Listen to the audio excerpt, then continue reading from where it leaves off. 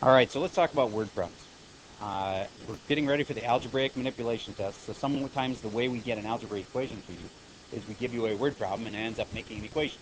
And then you got to solve the equation to get the answer, and that's how it's algebraic manipulation. So how do we get this into an equation? Well, my advice on these is always draw a picture, write a formula, try to stick the stuff from the picture into the formula, and then solve that equation. All right, so one thing at a time. This is a rectangle that has an area of 200. They oftentimes state these, and I've seen this on the ACT and SAT tests too. Consider the collection of all rectangles that have an area of 200. That always confused me, but really what they're trying to say is, can't you make rectangles a lot of different ways? And if they have an area of 200, you could have them long and skinny with an area of 200, or you could have it short and fat with an area of 200, or anything in between, okay? So now, here's some more information. One of these sides is 5 longer than the other. Notice I didn't say 5 times longer, it's 5 longer than the other. Label it. Yeah.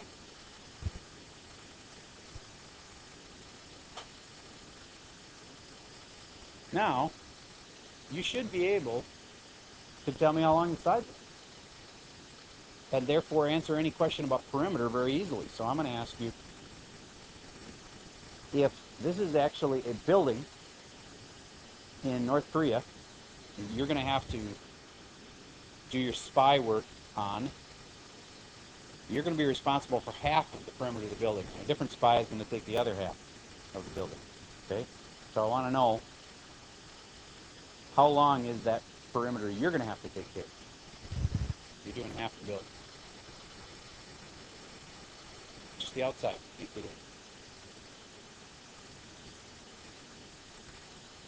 All right, so don't just sit there. Start by writing a formula. If you don't know what formula, I'll say it again. The perimeter of the building is what you're worried about.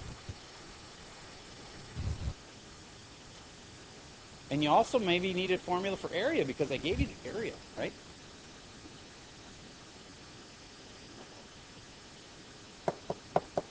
Hopefully you got that. One side's x plus 5 and the other side's x.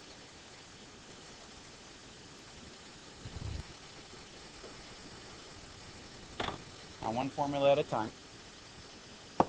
By using the area formula, I'm doing area is length times width, right? Always start with the general formula, and then stick stuff in you know. Do I know the area? Yeah, 200. Do I know the length? Yeah, x plus 5. Do I know the width? Yeah, it's x. That's easy. So then, I'm going to end up with 200 equals x squared plus 5x. And then I can move that x to the other side, or the 200 to the other side. 0 equals x squared plus 5x plus 200. Sorry? 0, right? Minus. All right, and at that point, a lot of times, since this test doesn't allow calculators, we'd have a number that would be factorable. All right, I'm not sure that this one would factor. Does anybody have a way to make 200 that also makes a middle term of 5? Okay, so what if it doesn't? Are you stuck? Can you never finish? No, you can use something else. Plug right a formula. So negative b be negative 5 plus or minus the square root of. Figure it out.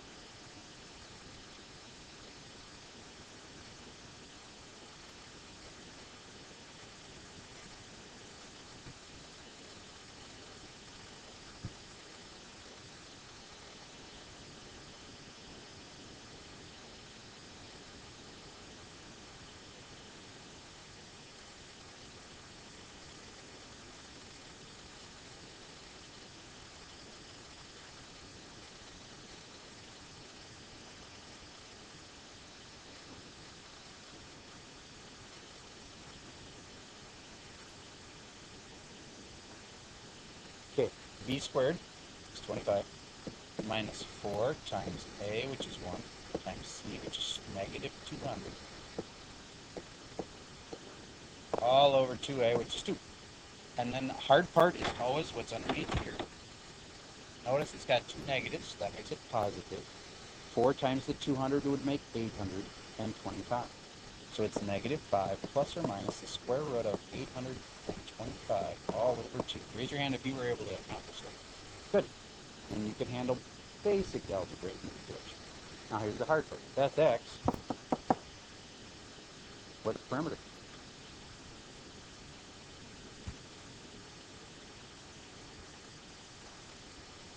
Well, we need a perimeter formula. Do you know the formula for perimeter? 2 lengths plus 2 widths. Do we know what the length and width are? Yep.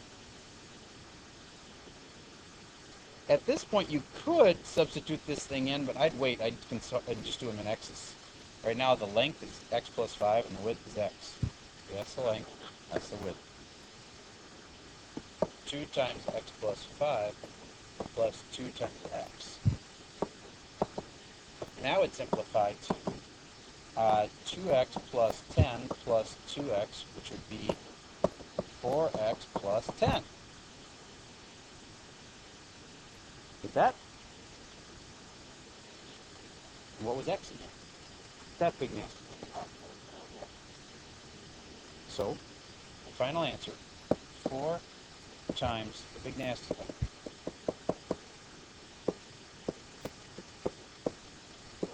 Plus 10. Then, and they number, oh, yep. If you can, yes, but that's probably going to be something that, yeah, it'll be nice and simple.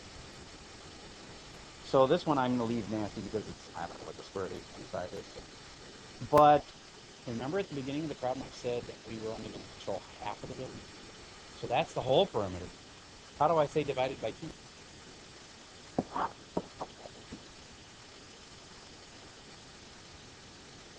Okay, that is not the problem that's going to be on your test, of course, but that reminds you of the basics. You want to start by making a picture, then you want to get a formula, you want to get the stuff from the picture into the formula. Remember how this and this needed to get into the formula? Right there and there. And then you solve your formula, and if it doesn't factor nice, which a lot of times it will, because we like factoring, if you can't factor it, though, you got to go for that. And then we needed another formula. All right, let's see if you can handle one all by yourself. This time, get the pool.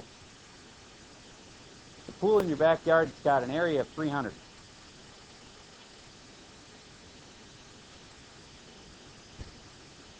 And your dad wants to put in a walkway all the way around it, so he says, hey, can you figure out for me if I want to, actually, I think it's going to be too expensive to make a walkway around the whole thing, so I'm just going to make a walkway around half of my pool. Can you figure out how many feet I'm going to need of walkway?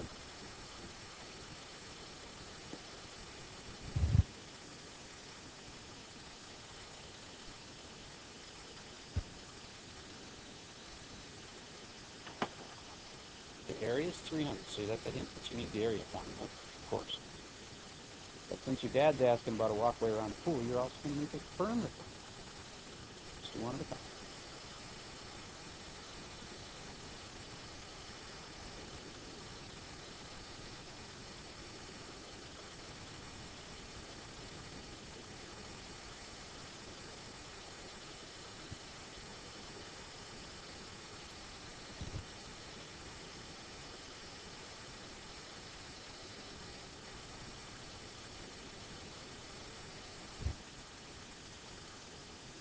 You agree, area is pi r squared on surface.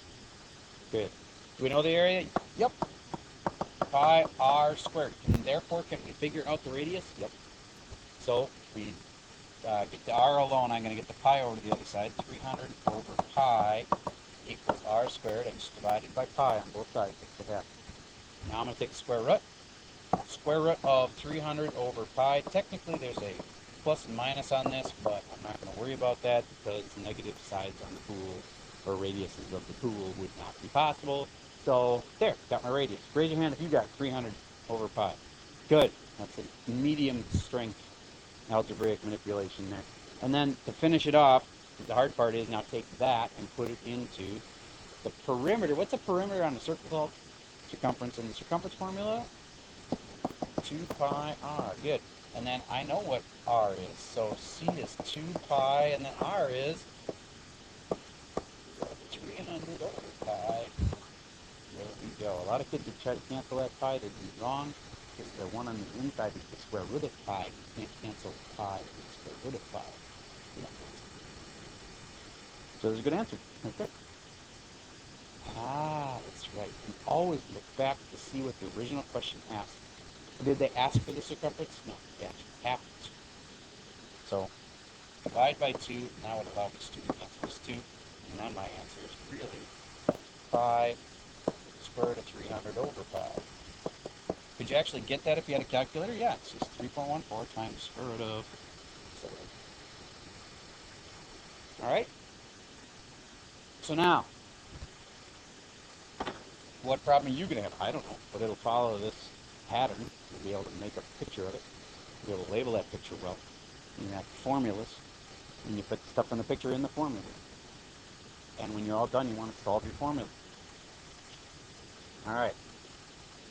Next, I want to give you an actual little quiz. This is a lot like what you're going to have to know for the test. So let's take a little practice test. Get to a blank piece of paper, completely blank on at least one side. And I want you to do this well enough so that it can be graded by somebody else. And write it neat enough. This first one has denominator issues. I'll remind you, your main job is to leave yourself plenty of space on this one because you're going to have to get rid of your denominators. This one will factor when it's done if you do it right to get your final answer. Number 2 is the kind where you have a inequality, so you got to draw a number line to solve number 2. Same with number 3. You can factor. Testing little region. Okay, I'm going to give you some time. Okay, so here we go. Here's how you do number 1. First thought is you got denominator problems. You got to fix that by multiplying by x minus 2 and x plus 4 in all 3 spots. X minus 2, x plus 4 here, and another one here. But I'm not even going to write it all out there because it's just going to cancel the other one. Okay, so I'll save myself some time there. This one will cancel this one, and this will cancel this. So then I end up with 3x times x plus 4 minus, right there, and then x times x minus 2 equals negative 12. And then you multiply it out. 3x squared, and this times this would make 4 to 3 is 12x, and then minus x squared, and then plus 2x equals negative 12. Good question so far. Okay, now I'm going to get the 12x and the 2x together, and that's going to make 14x. So we got 3x squared minus the x squared makes 2x squared. So this and this together and make 2x squared plus 14x. Bring the 12 over to the other side, plus 12 equals 0. Factor a 2 out, and you get x squared plus 7x plus 6. Then you got to factor again. Remember how I said factoring is like one of the top 10 things you ever need to know in math? A lot of factoring this test. Plus 7 or 6, x plus 1. And then x equals negative 6 and negative 1. Those are my zeros. Do I need a number line for this one? No, it just had an equal sign. So there you go, negative 6 and negative 1. Raise your hand if your person had that right. All right, about half the class. Okay. How many of you noticed a mistake that you made? You understand where your mistake is already? Okay, good. If you don't know, you can look back at your paper in a minute and hopefully you'll find out. This one, x squared comes out, and I have x minus 2 left on top. On the bottom, it factors into x minus 5 and x plus 2. Whole lot of factoring in there. Now that I got it factored, I know where my zeros and my undefineds are. So, where is this thing 0? Well, it's going to be 0 where that and that tell me? 2 and 0. 2 spots. 0 and 2. Probably need some more room for negative. Here.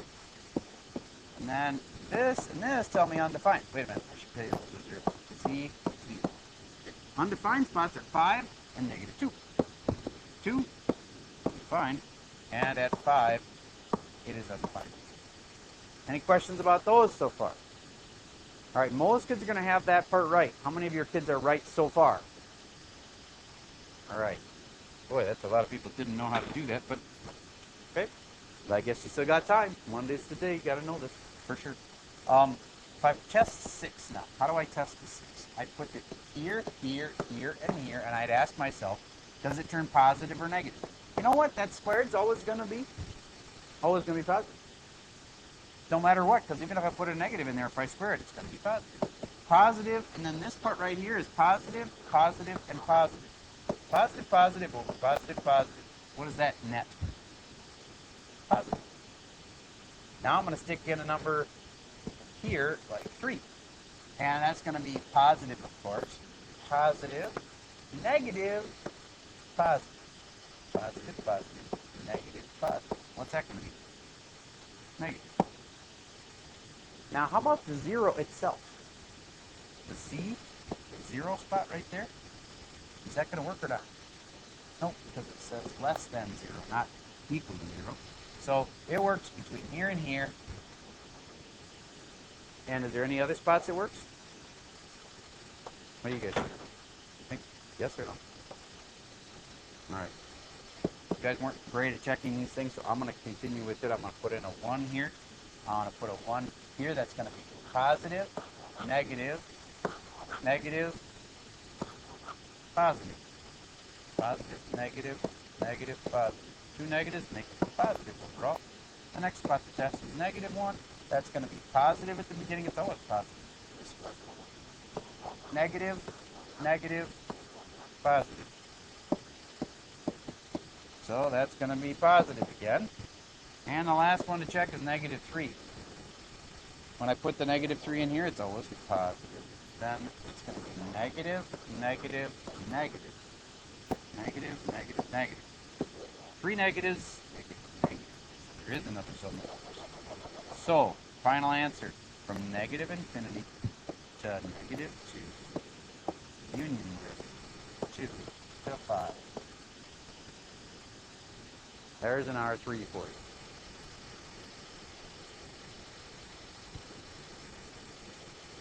Yes.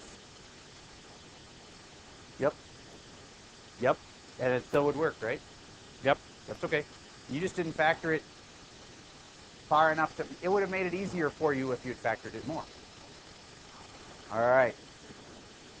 And the third one. This one's factors. X plus 4, X plus 1. This one's X minus 4. And I'm going to break it into 2, but you don't have to.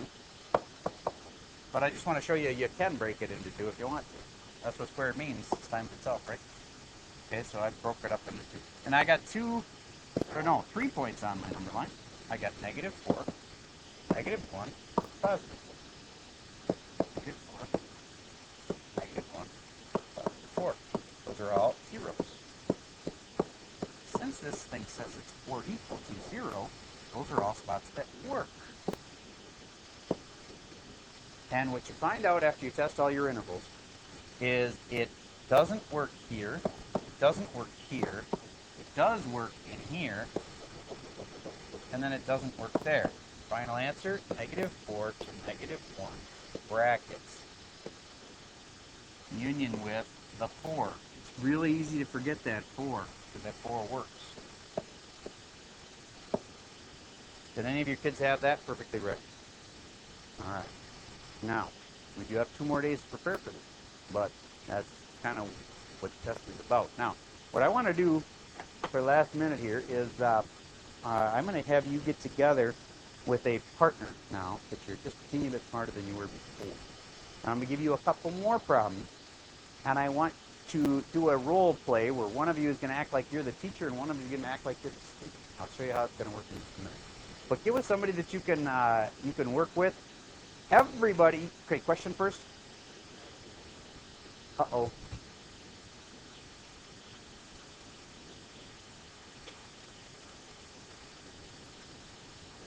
Hold on, hold on. What do you think factor is different? This part? Oh, no. You're thinking something else. X minus 4 squared is already factored. It is x minus 4 times x minus 4. What you're thinking of is this. That would factor into x plus 4 and x minus 4. That's different. Okay. All right, get back to the owner if you haven't already. Then, get another piece of paper or the back side of this one. Find a partner you want to work with. Everybody stand up because you're going to be moving to sit by this person. And you can't sit next to them like in the front of the row. You have to sit side by side with them. So everybody stand up, stand up, stand up. Stand up. Stand up, everybody. Now, did you get what I'm saying here? You got to find a combo of desks like this where you can slide them together. Everybody in the room can find somebody to sit next to. Go ahead, find somebody you want to sit with.